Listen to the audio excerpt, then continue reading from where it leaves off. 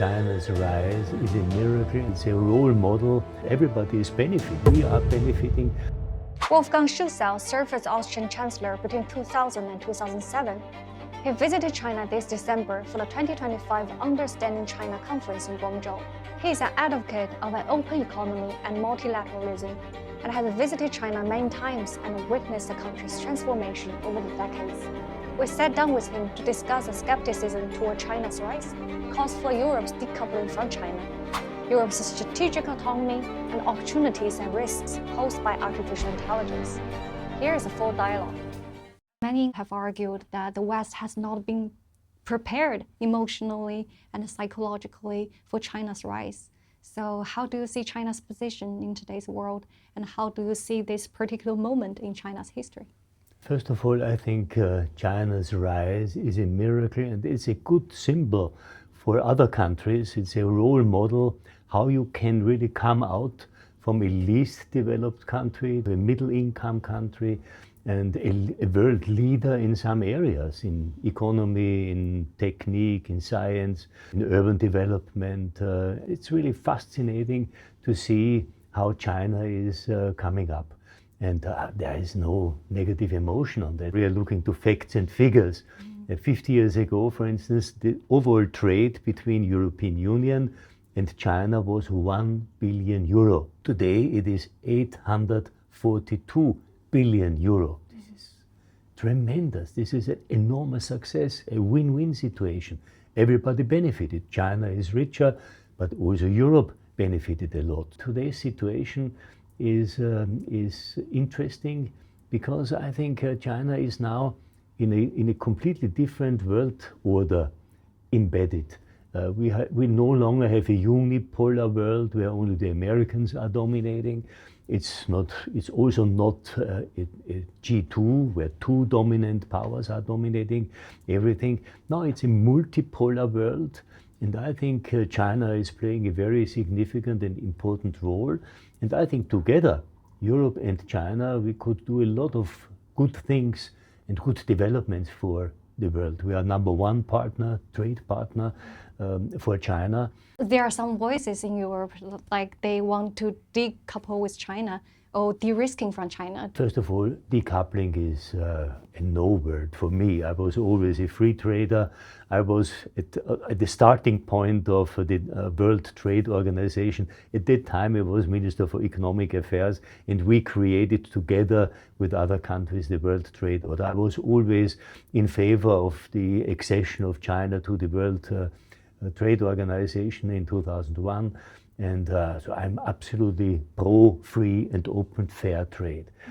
This does not mean there are not sometimes tensions, not? Because if you look to the trade figures today, China is exporting 2,400 billion of euro, importing 1,600 billion euro. So this is not really balanced. So I think we could discuss it. And I think one good element would be that China, for instance, could invest more in Europe. It's not necessary to produce everything in China and then export it to other countries.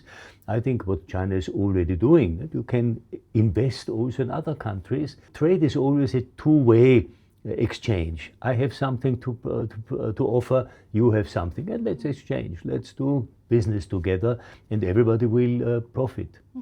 But for some Chinese companies, they find it very hard to invest and go to the European market because of the political tensions. Some would use the term national security to prevent a further engagement with China. Every country, each country has some security thoughts. China has it, by the way, as well.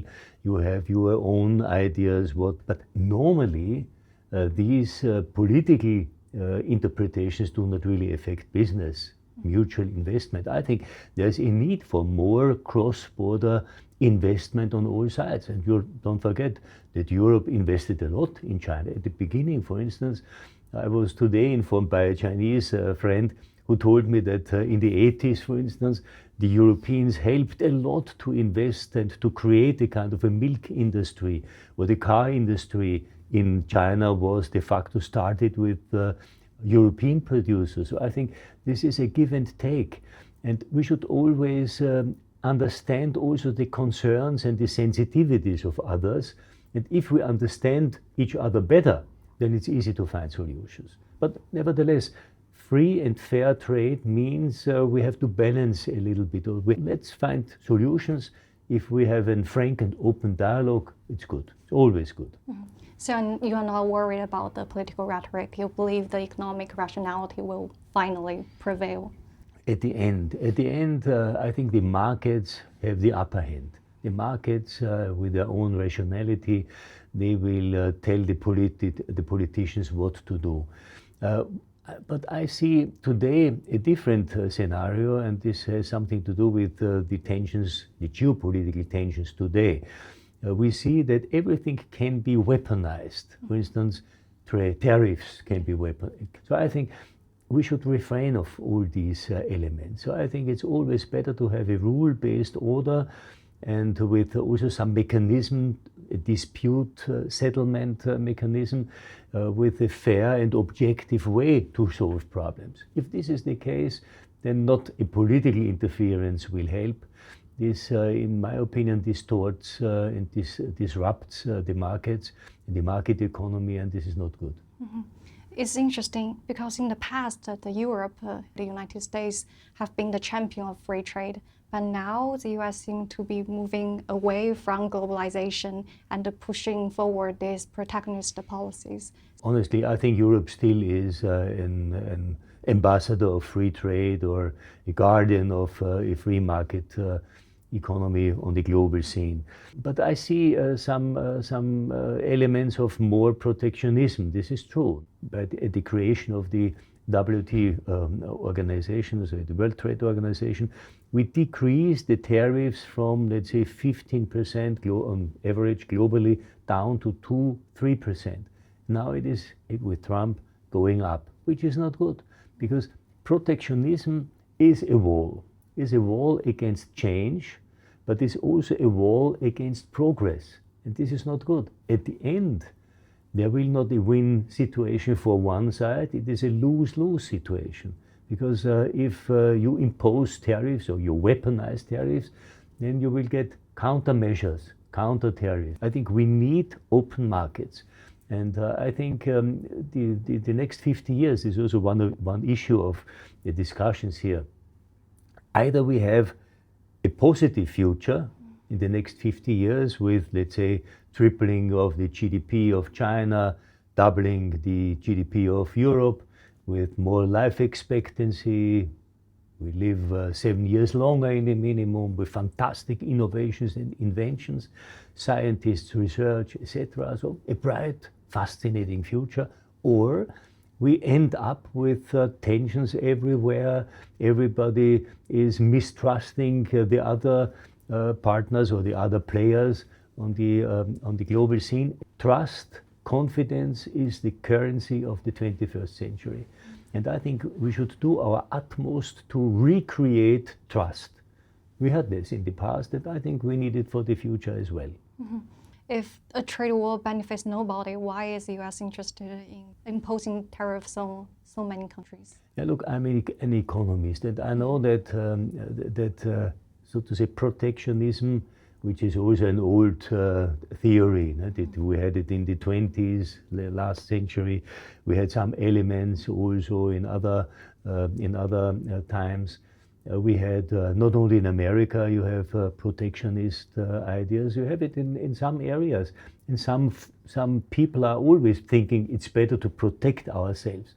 My opinion is the contrary. I think we should open our markets, open our arms, give freedom to thinkers, to innovators, to respect, so to say, those who have different opinions, different options, and we can learn from them. For me, for instance, I was the first time in China, I think it's more than 40 years ago, and seeing what China achieved, this is a learning process also for me and for us, what China did in long-term strategy planning, what China is able to implement in an enormous speed.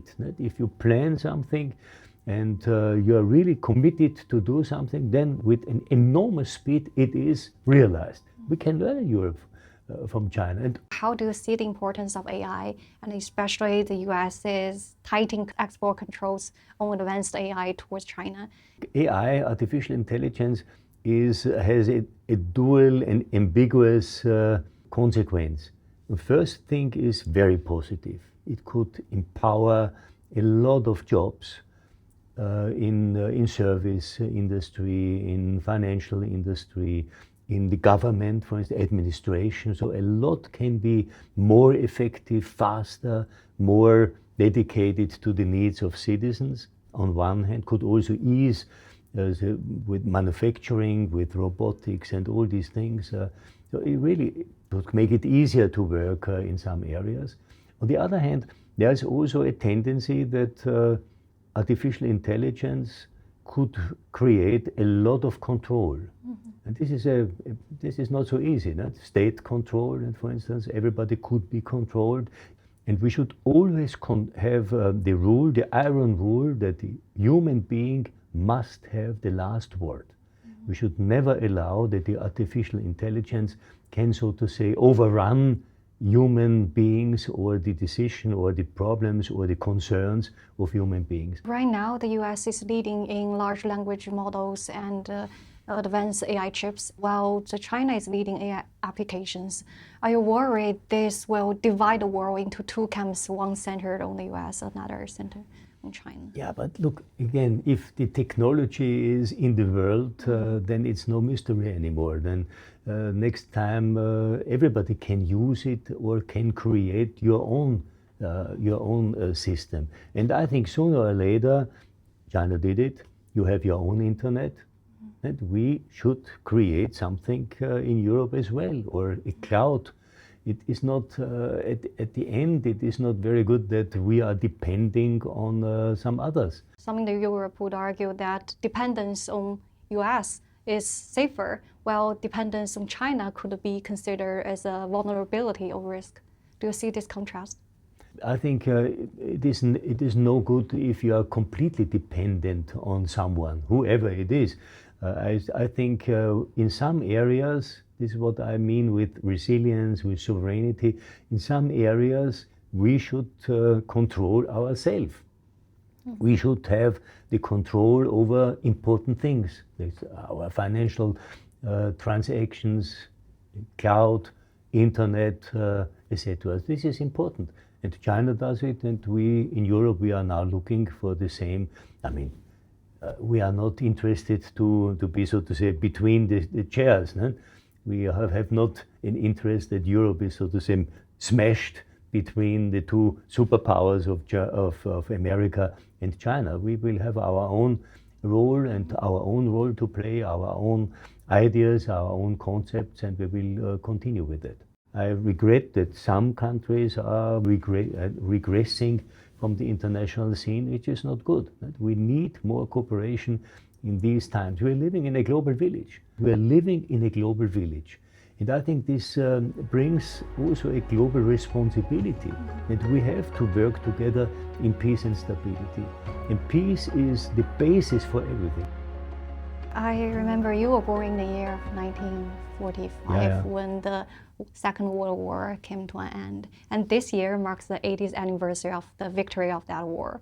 So how do you see the legacy of the World War II, and how has the history taught us about peace and war? I'm born in Vienna, as you said it, in 1945. My mother was pregnant with me when the last and the most difficult and most heavy bomb attacks rained over Vienna. At the beginning, when I was young, Vienna was completely destroyed. And today it was a kind of a miracle, economic miracle, like the Chinese miracle. And we are now among the top group of the European Union. So I think the first lesson is never a war, never use military force to solve a problem. Second lesson, we should cooperate and we should help each other. We have the responsibility to help the least developed countries in Africa or in Asia or in South America, wherever. And China does it. Europe is one of the big sponsors of international development. All in all, we can be really optimistic. And sometimes I'm asked, are you a pessimist or an optimist? And I said, look, not a pessimist and not an optimist. I want to become a possibilist, to make a positive future possible. And I think this is something that China and Europe could do together. And Europe has nowadays faced many problems, from the debt crisis to the immigration crisis. So how do you see Europe's future? Problems are always there. This is not new. If there's a problem, let's sit down, negotiate, and solve it. And each problem is solvable. This is my firm belief. I have one question about Taiwan, because it remains one of the most sensitive issues in global politics. Europe has emphasized on peace and stability, but the US keep pushing arms sales to Taiwan. So how do you see your positioning? I think there is a clear position of all European countries. We stick to the one China policy, that's clear. So this is no doubt about it, no separation, no independence, one China policy, but also solving problems with peaceful means. No military intervention, no military means. Thank you. Great, good. Thank you so Thank you. much. Fine.